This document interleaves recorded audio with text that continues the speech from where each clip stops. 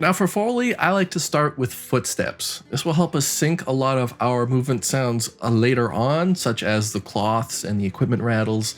And keep in mind, we are making sounds for an infantry soldier, wearing a lot of heavy gear and most likely combat boots.